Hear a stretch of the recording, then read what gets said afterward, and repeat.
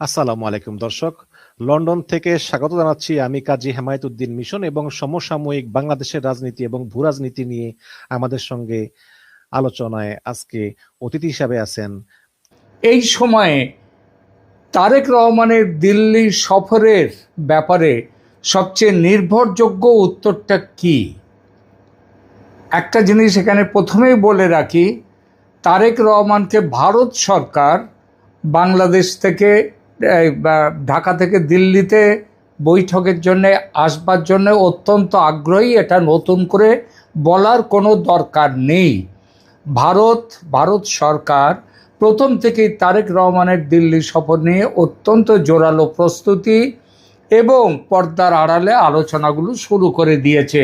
এমনকি ভারত সরকারের এই ব্যবস্থাটা নিয়ে এতটা ঔৎসুক্য দেখে ভারতের বিভিন্ন বিজেপির থিঙ্ক ট্যাঙ্ক এবং যে আরএসএসের থিঙ্ক ট্যাঙ্ক, যেমন শেষাদ্রিচারী, তিনি একটা দি প্রিন্ট পত্রিকায় একটা বড় আর্টিকেল লিখে ভারতের এই এতটা খবর মানে মাথা ব্যথা এবং এতটা নত হওয়া, ঝুঁকে পড়ার তীব্র সমালোচনা করেছেন। কিন্তু তবুও সরকার কিন্তু ভারত সরকার এখনও তারেক রহমানের দেশে বা দিল্লি সফরের ব্যাপারে আশাবাদী। যদিও 23 থেকে 25 আগস্ট এই সফরটি এখনও আনুষ্ঠানিকভাবে নিশ্চিত নয়, বরং গত 24 ঘন্টায় এমন একটি ঘটনা ঘটেছে যা দেখাচ্ছে সফরটি একেবারে শেষ মুহূর্তে এসে ঠিক হয়েও ঝুলে গেছে। সবচেয়ে গুরুত্বপূর্ণ নতুন ঘটনাটা কি? রাষ্ট্রপতি ভবনের ঘোষণা, তারপর ঘোষণা করে সেই ঘোষণাটাকে প্রত্যাহার করে নেওয়া। কীরকম? 21শে আগস্ট ভারতের রাষ্ট্রপতি ভবন সংবাদ মাধ্যমকে একটি বিজ্ঞপ্তি পাঠায়। সেখানে শনিবারের চেঞ্জ অফ গার্ড অনুষ্ঠান বাতিলের কারণ হিসেবে বাংলাদেশের প্রধানমন্ত্রী তারেক রহমানের সম্ভাব্য সফর উপলক্ষে সেরিমোনিয়াল রিসেপশনের রিহার্সালের কথা উল্লেখ করা হয়েছিল। কিন্তু আশ্চর্যের বিষয় হলো, 1 ঘন্টারও কম সময়ের মধ্যে আবার রাষ্ট্রপতি ভবন সেই বিজ্ঞপ্তি প্রত্যাহার করে নেয় এবং সংশোধিত বিজ্ঞপ্তিতে তারেক রহমানের সফরের উল্লেখ বাদ চলে যায়। ইন্ডিয়ান এক্সপ্রেসের আজকের প্রতিবেদনে ঘটনাটি বিস্তারিত এসেছে। এরপরে এই ঘটনাটাই আমার কাছে সবচেয়ে তাৎপর্যপূর্ণ, কারণ রাষ্ট্রপতি ভবনে বিদেশি রাষ্ট্রপ্রধান বা বিদেশি সরকার প্রধানকে আনুষ্ঠানিক অভ্যর্থনার রিহার্সাল সাধারণত নিছক সংবাদ মাধ্যমের জল্পনার ভিত্তিতে হয় না। এ থেকে অন্তত এটুকু যুক্তিসঙ্গতভাবে অনুমান করা যায় যে সফরের প্রস্তুতি যথেষ্ট এগিয়েছিল, কিন্তু প্রত্যাহার করার অর্থ চূড়ান্ত রাজনৈতিক সম্মতি তখনও পাওয়া যায়নি, অথবা শেষ মুহূর্তে কোনো নতুন জট তৈরি হয়েছে। এটি অবশ্য পরিস্থিতিগত বিশ্লেষণ, সরকারি ঘোষণা নয়। 23 থেকে 25 আগস্টের খবরটি আমি এর আগে দিয়েছিলাম এবং নিশ্চিত করেছিলাম যে এর মধ্যেই আসবেন তারেক রহমান দিল্লিতে। ইন্ডিয়ান এক্সপ্রেস সেই খবরটি কোত্থেকে পেয়েছিলাম? ইন্ডিয়ান এক্সপ্রেস জানিয়েছিল, রয়টার্স জানিয়েছিল তারেক রহমান 23 থেকে 25 আগস্টের মধ্যে দিল্লি আসতে পারেন। রয়টার্সের সেই রিপোর্টের ভিত্তিতে ঢাকা ও দিল্লির কাছে বিষয়টি আমরা যাচাই করি। রয়টার্সকে তারেক রহমানের প্রেস সচিব এএম সালে পরিষ্কার জানিয়েছিলেন সফরের বিষয়ে কোনো চূড়ান্ত সিদ্ধান্ত হয়নি বটে, তবে ঢাকা শেখ হাসিনা এবং কয়েকজনের প্রত্যর্পণের যে অনুরোধ করেছে সে বিষয়ে ভারতের জবাবের অপেক্ষায় রয়েছে বাংলাদেশ। অর্থাৎ তারিখটা কনফার্মড সফরসূচির মধ্যে নেই। দিল্লি কিন্তু এখনও মুখ খুলছে না। ভারতের বিদেশ মন্ত্রকের মুখপাত্র রণধীর জয়সওয়াল শুক্রবার সরাসরি প্রশ্নের উত্তরে বলেছেন, এই বিষয়ে তার জানানোর মতো কোনো আপডেট নেই, আপডেট এলে জানানো হবে, এটাই বলেছেন তিনি। এটিও গুরুত্বপূর্ণ, কারণ সফর যদি 23 আগস্ট থেকে শুরু হয় তাহলে 21-22 আগস্ট পর্যন্ত মিনিস্ট্রি অফ এক্সটার্নাল অ্যাফেয়ার্সের আনুষ্ঠানিকভাবে সফর ঘোষণা না করা স্বাভাবিক রাষ্ট্রীয় সফরের ক্ষেত্রে খুবই অস্বাভাবিক। কিন্তু সফরটি বাতিল হয়ে গেছে এ কথাও কেউ বলছে না, কোনো সরকারই বলছে না। এখানেই পরিস্থিতি বেশ আকর্ষণীয়। আজকের আরও একটা রিপোর্টে বলা হচ্ছে তারেক রহমানকে ভারত সফরে আনার চেষ্টা এখনো চলছে। সম্ভাব্য 23-24 আগস্ট সফরের জন্য সেরিমোনিয়াল ওয়েলকাম এবং ব্যাংকোয়েট সহ প্রস্তুতিও শুরু হয়েছিল বলে হিন্দুস্তান টাইমস ভিত্তিক প্রতিবেদনে দাবি করা হয়েছে। অন্যদিকে বাংলাদেশের সংবাদ মাধ্যমেও রাষ্ট্রপতি ভবনের ভারতের রাষ্ট্রপতি ভবনের বিজ্ঞপ্তি প্রকাশ ও সেই বিজ্ঞপ্তি প্রত্যাহারের ঘটনাটা নিয়েও প্রবল জল্পনা চলছে। আর কয়েকদিন আগেই রয়টার্স জানিয়েছিল ঢাকা বলছে সফরের আগে একটা অনুকূল পরিবেশ তৈরি করতে হবে। ঢাকা বলছে শেখ হাসিনার প্রশ্ন তার কেন্দ্রে রয়েছে, তাহলে ভারত তো শেখ হাসিনাকে প্রত্যর্পণ করবেন না, তিনি নিজেই ফিরে যাবেন। তাহলে ছবিটা কি দাঁড়াচ্ছে? আমার মূল্যায়নে 3টি স্তর আলাদা করে দেখা দরকার। যা নিশ্চিত হলো কি, ভারত ও বাংলাদেশ তারেক রহমানের দিল্লি সফর নিয়ে আলোচনা করছে। সফরের প্রস্তুতি এমন পর্যায়ে গিয়েছিল যে রাষ্ট্রপতি ভবনের সেরিমোনিয়াল রিসেপশন রিহার্সালের বিজ্ঞপ্তিতেও তার সফরের উল্লেখ চলে আসে। কিন্তু ঢাকা এখনও আনুষ্ঠানিক সম্মতি ঘোষণা করেনি এবং দিল্লিও সফরসূচি প্রকাশ করেনি, যা খুবই সম্ভাব্য। তাহলে কি, ভারত সফরটি করাতে আগ্রহী এবং দিল্লিতে প্রশাসনিক প্রস্তুতিও শুরু হয়ে গেছে, চূড়ান্ত হয়ে গিয়েছিল। 23 থেকে 25 আগস্ট একটা বাস্তব সম্ভাব্য উইন্ডো ছিল। নিছক সংবাদ মাধ্যমের বানানো তারিখ বলে এটা যেন কেউ মনে না করেন, এবং আমরা বানিয়েছি এমন কথা কেউ বলবেন না। তবে যা এখনো বলা যাবে না যে তারেক রহমান নিশ্চিতভাবে 23 আগস্ট দিল্লি আসছেন কিনা। এই বাক্যটির পক্ষে এই মুহূর্তে সরকারি কোনো কনফার্মেশন নেই। আর একটা বিষয় লক্ষণীয়, রাষ্ট্রপতি ভবনের প্রথম বিজ্ঞপ্তিটি ভুল করে বেরিয়ে যাওয়া এবং তারপর দ্রুত প্রত্যাহার সম্ভবত এই পুরো ঘটনার সবচেয়ে বড় ক্লু। আমার মতে এর অর্থ সফরের প্রোটোকল লেভেল প্রিপারেশন পর্যন্ত চূড়ান্ত হয়েছিল, কিন্তু পলিটিক্যাল লেভেল গ্রিন সিগন্যাল এখনো পুরোপুরি ঠিক হয়নি, লক হয়নি। তার কারণ হচ্ছে বাংলাদেশের ঘরোয়া রাজনীতি এবং এমন খবর আসছে পাকিস্তানের চাপ আছে। সুতরাং আজ রাতে আমি কি বলবো, দিল্লি সফরের প্রস্তুতি প্রায় সম্পূর্ণ, শেষ মুহূর্তে আটকে তারিখ। আগামী 12-14 ঘন্টা অত্যন্ত গুরুত্বপূর্ণ, কারণ 23 আগস্ট সফর সত্যিই হতে হলে খুব দ্রুতই ঢাকা অথবা দিল্লিকে আনুষ্ঠানিক ঘোষণা করতে হবে। এখনকার মতো এখানেই রাখছি।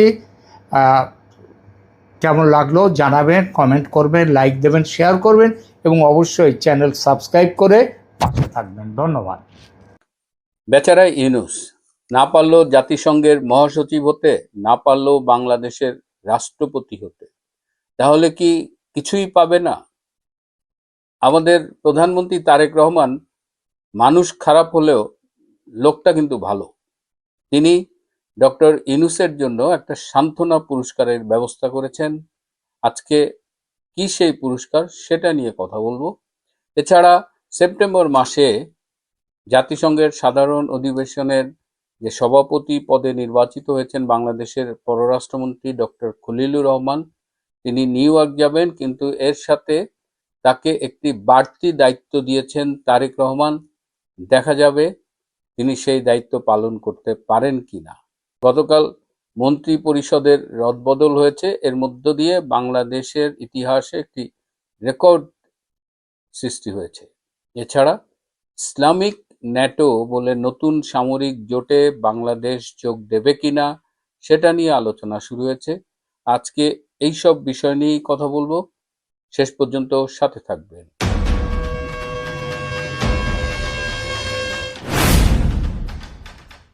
আপনারা শুনলেন বাংলাদেশের সাবেক পররাষ্ট্র।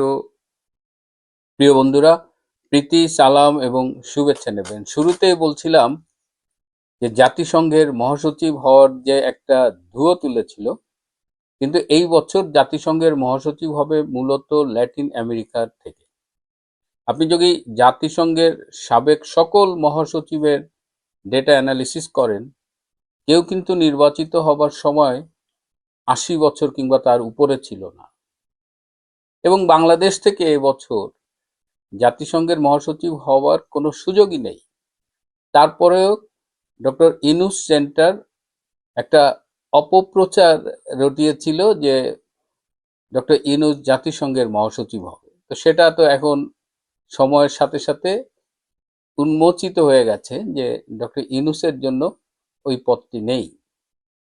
কিন্তু সর্বশেষ চেষ্টা করেছিল রাষ্ট্রপতি হওয়ার জন্য, এবং গত বছর 13ই জুন যে লন্ডন বৈঠক হয়েছিল সেখানে কিন্তু তারেক রহমান তাকে কথা দিয়েছিল যদি শারীরিক মানসিকভাবে সক্ষম থাকে তাহলে তাকে রাষ্ট্রপতি করা হবে। তো তারেক রহমানও পল্টি দিছেন। তো এইটা নিয়ে আমি কয়েকদিন আগে বলেছিলাম যে একটি অসুখের নাটক করেছিলেন, একটা হাসপাতালে ভর্তি হচ্ছিলেন, এবং তখন ইউনূস সেন্টার যখন বুঝে গেছেন যে কোনো দিক ভাবেই হচ্ছে না, তখন তারা এভাবে রটানো শুরু করলো যে ডক্টর ইউনূসের শরীরটা ভালো না, তিনি এইসব বড় দায়িত্ব নিতে পারবে না। কিন্তু তারেক রহমান তাকে সান্ত্বনা পুরস্কার দিচ্ছেন, মন্ত্রী পদমর্যাদায় তাকে উপদেষ্টা হিসেবে নিয়োগ করা হবে এবং তিনি অবৈতনিক হিসেবে কাজ করবেন, অর্থাৎ এই পদের বিপরীতে তিনি কোনো বেতন নেবেন না, তবে অন্য অন্য সুযোগ সুবিধা নিরাপত্তা এগুলো পাবেন। এই উপদেষ্টার দায়িত্ব কি? অনেকগুলো দায়িত্ব তার উপরে।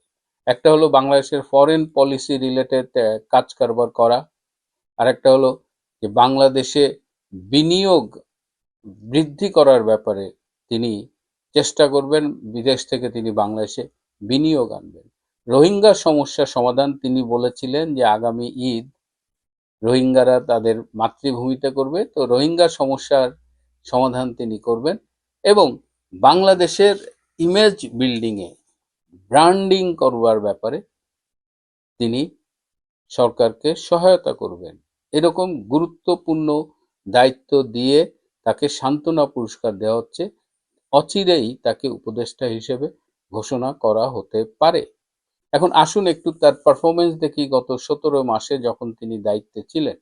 বিদেশি বিনিয়োগ আনবেন বলে তিনি একটি সম্মেলন করেছিলেন এবং সেই সম্মেলনের একটি ছোট্ট ভিডিও বেরিয়েছিল। তাতে দেখা যাচ্ছে যে বড় বড় সেই বিল গেটস থেকে শুরু করে সবাই বাংলাদেশে ঝাঁপায় পড়তেছে, তারা বিনিয়োগ করবে। এবং তখন বলা হয়েছিল যে বাংলাদেশে এইসব বড় বড় যে ইনভেস্টর আছে, পৃথিবীর অন্যতম ধনী যারা, তাদের কোম্পানির অফিস হবে ঢাকায়। তো এরকম করে আমাদের যে প্যারাসুট বয় আছে আশিক চৌধুরী, সে আবার চরম ভালো নাকি প্রেজেন্টেশন দেয় শুনেছি। তো সে প্রেজেন্টেশন দিয়েছে।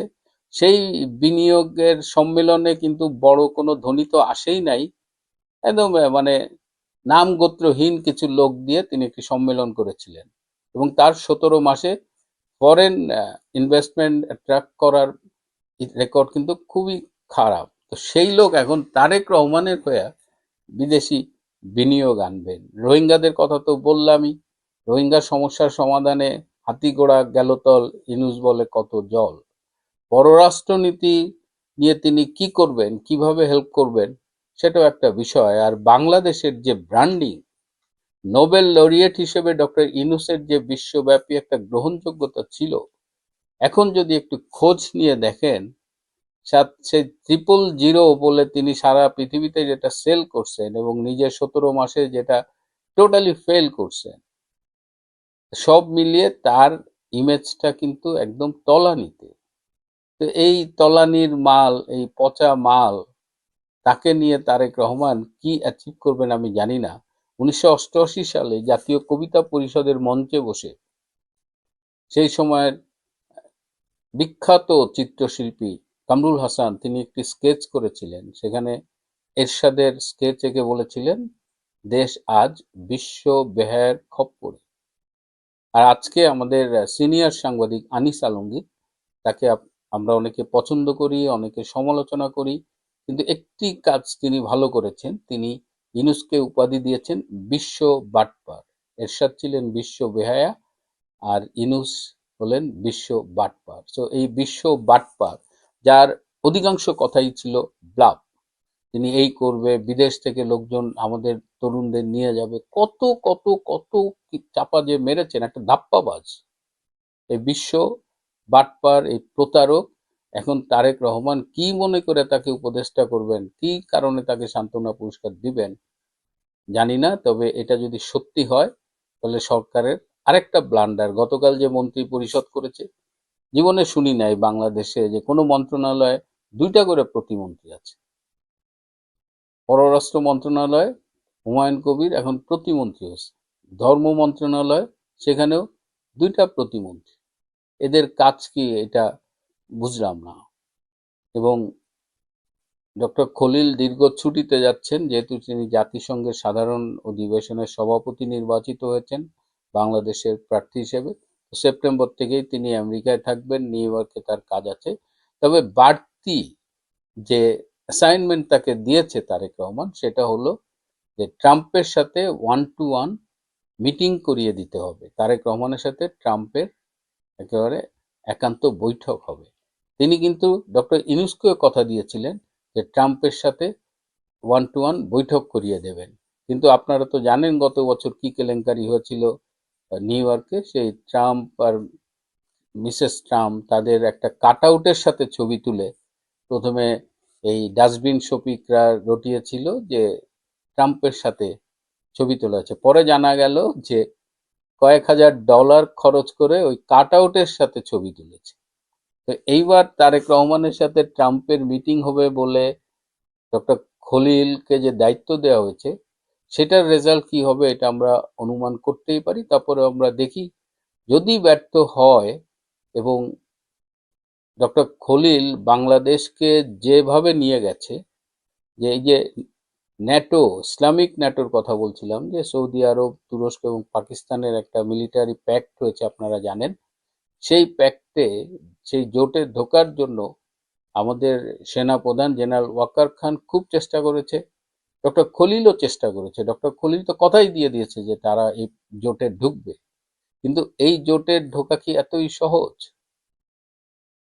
এদিকে সৌদি আরব, ভারতের সাথে তাদের কিন্তু অনেক বিষয়ে বাণিজ্য রয়েছে, তাদের সম্পর্কটা, তাদের ট্রেড রিলেশনশিপটা খুব স্ট্রং।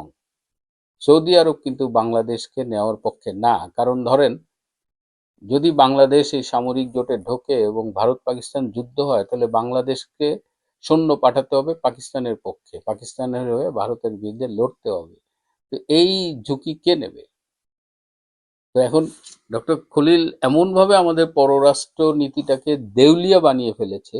তিনি সব জায়গায় যান, চীনে যান, ইয়েস স্যার, ভারতে যান, ইয়েস স্যার, এই মিলিটারি প্যাক্টে ঢুকবে, ইয়েস স্যার। তো এরকম ইয়েস স্যার ইয়েস স্যার করতে করতে এমন দেউলিয়া হয়ে গেছে।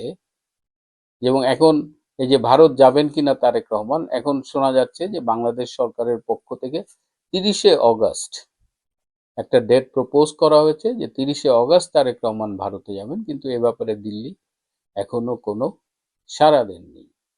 তো এই হলো আজকের আলোচ্য বিষয়গুলো। খেলা যে কোন লেভেলে চলছে, এবং আপনারা খেয়াল করেছেন যে ভারত তারেক রহমানকে দাওয়াত দিয়ে একেবারে মানে তারেককে নেওয়ার ব্যাপারে উতলা হয়ে উঠেছে। এটা অনেকটা গাছের গোড়া কেটে আগায় পানি ঢালার মতো আর কি। ওইদিকে ওই মিলিটারি প্যাক্টে ঢুকতে দিচ্ছে না, এবং বাংলাদেশ ওই প্যাক্টে ঢুকবে কিনা এটা খুবই আনসার্টেন, এবং ধরেই নেওয়া যায় যে ওই প্যাক্টে তাদের নেওয়া হবে না, বাংলাদেশ ঢুকতে পারবে না। এবং এর পেছনে সৌদি আরব ও ভারতের একটা কলকাঠি নাড়ানো আছে। কিন্তু উপরে উপরে দেখেন তারেককে নেওয়ার জন্য তারা অস্থির হয়ে গেছে। ভারতের এই পররাষ্ট্রনীতি, চাণক্য নীতি, এটা বুঝতে আমাদের একটু সময় লাগবে। প্রিয় বন্ধুরা, আজ এ পর্যন্তই। ভালো থাকবেন, সুস্থ থাকবেন, তার চেয়েও জরুরি হলো নিরাপদে থাকবেন। সবাইকে অনেক ধন্যবাদ।